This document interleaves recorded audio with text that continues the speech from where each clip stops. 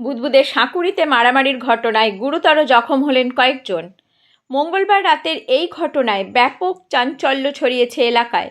তবে বুদবুদ থানার পুলিশ সূত্রে জানা গিয়েছে, বুধবার বিকেল পর্যন্ত কোনো অভিযোগ দায়ের হয়নি।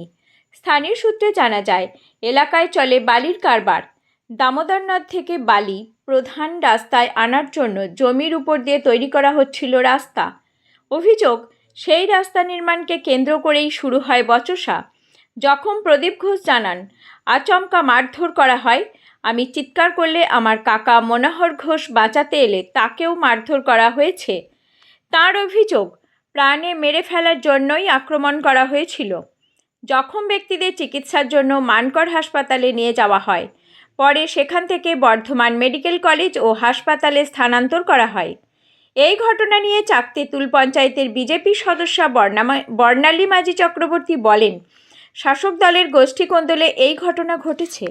বালিঘাটের বখরা কার কাছে থাকবে তাই নিয়েই বিবাদ।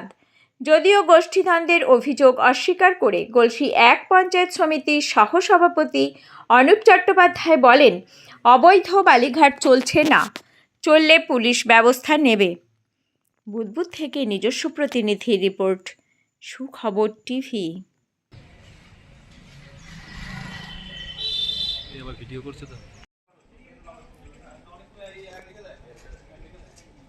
গতকাল রাতে সাঁকুড়িতে অর্থাৎ চাকতেতুল অঞ্চলের সাঁকুড়ি গ্রামে বালি তোলাকে কেন্দ্র করে যে ঘটনা ঘটেছে, সর্বপ্রথম তাকে ধিক্কার জানাই। আর ধিক্কার জানাই পুলিশ প্রশাসনকে। এই পুলিশ প্রশাসনের মদতে এবং তৃণমূল সরকারের দুটি দলে তারা কে বালি তুলবে, কার ক্ষমতা বেশি, এই করতে গিয়ে যুব সমাজকে এবং সমাজকে আজকে বিপদগামী করেছে। যদি তারা বৈধভাবে বালি তুলতো তাহলে আজকে রাতের অন্ধকারে মারপিট হতো না, এই হানাহানি আর মানুষকে দেখতে হতো না। প্রথম কথা, তারা অবৈধভাবে বালি তোলে। অবৈধভাবে বালি তোলার পর সেই অবৈধ বালি তোলার মুনাফা তারা প্রশাসনকে দেয়। প্রশাসনের মাধ্যম দিয়ে যাওয়ার পর তারা আবার তাদের নেত্রীর কাছে পৌঁছে দেয়। এই করতে করতে যুব সমাজ এবং যারা বালি মাফিয়া তারা আজকে একটি মুক্ত অঞ্চল পেয়ে গেছে। সকাল থেকে সন্ধ্যা অবধি তারা মদ খায় এবং মানুষকে টোন টিটকিরি করে এবং গায়ের জোরে বালিঘাটে বালি তোলে। সমাজের দিকে তারা তাকায় না। আর সমাজকে শুধু কলঙ্কিত নয়, আর এই কুলাঙ্গার তৈরি হচ্ছে শুধু প্রশাসন এবং তৃণমূলের দলের নেতারাই। যারাই তৃণমূল করছে তারাই আজকে কোথাও না কোথাও বালি হয় বালি, না হয় গরু, না হয় ছাগল, এই লুটপাটে তারা আছে। এই করতে করতে যখন তৃণমূলের দুটি দলের মধ্যে একটি সংঘর্ষ এসে যাচ্ছে, এক দল বালি তুলছে পয়সা কামাচ্ছে, আর এক দল বালি তুলছে পয়সা পাচ্ছে না, তাদের মধ্যে এই বিভেদ। আর এই বিভেদ সৃষ্টি করা বলে আমি মনে করি আমাদের পুলিশ প্রশাসন এবং তৃণমূলের উচ্চ নেতৃত্ব অনেকটাই দায়ী আছে। তারা যদি এই কন্ট্রোলটা করতে পারতো তাহলে আজকে এই ঘটনা ঘটতো না। গতকাল যে রাত্রি ঘটনাটা ঘটেছে, এই ঘটনাটা আমাদের কাছে কাঙ্ক্ষিত এবং প্রত্যাশিত ছিল।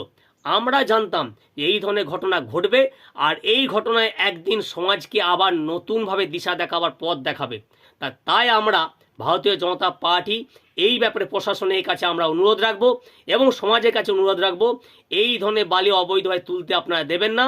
তাতে যত রকম বৃহৎ আন্দোলন করতে হয় আপনারা করবেন। আপনারা আমাদের সাথে, আমরা আপনাদের সাথে আছি। তাই কালকে যে তৃণমূলের যারা মার খেয়েছে তারাও তৃণমূল, যারা মেরেছে তারাও তৃণমূল, এটাই এখন ভবিতব্য। মারছে কে? তৃণমূল, মরছে কে? তৃণমূল। আর এই ইতিহাস থেকে যদি গ্রামের মানুষ, সমাজের মানুষ শিক্ষা না নেয় তাহলে আগামী দিনে আরও বৃহৎ ক্ষতি হতে পারে। তাই আমরা ভারতীয় জনতা পার্টির তরফ থেকে প্রশাসনের কাছে একটা অনুরোধ রাখবো এবং প্রশাসনের কাছে আমরা একটা স্মারকলিপি প্রদান করতে চাইছি যে আগামী দিনে বৈধভাবে বালি তোলা হোক। এই অবৈধভাবে বালি তুলতে তুলতে মানুষগুলো কুলাঙ্গারে পরিণত হচ্ছে, মানুষগুলো হিংস্র হয়ে যাচ্ছে পয়সার লোভে, আর সমাজের প্রতি এক অভিশাপ নেমে আসছে। তাই অবিলম্বে এটা বন্ধ করতে হবে এবং এই বন্ধের জন্যে যা কিছু করার দরকার ভারতীয় জনতা পার্টি আগামী দিনে করবে। গৌতম চক্রবর্তী, বর্ধমান জেলার মেম্বার। না, অবৈধ কোনো বালিঘাট চলছে না। অবৈধ বালিঘাট চললে পুলিশ প্রশাসন ব্যবস্থা নেবে। এটা গ্রাম্য বিবাদ থেকে একটা ঝামেলা হয়েছে, আমরা শুনেছি, পুলিশ প্রশাসন দেখছে। তবে তো গ্রাম্য বিবাদ, দলীয়র কোনো ব্যাপার নয়, এটা আপনার এটা পুলিশ প্রশাসন দেখছে। না না, গোষ্ঠী কোন্দলের কোনো ব্যাপার না, এটা একবারই গ্রাম্য বিবাদ নিয়েছি, গ্রাম্য বিবাদ। অনুপ চ্যাটার্জি, সহকারী সভাপতি, গলসি 1 নম্বর পঞ্চায়েত।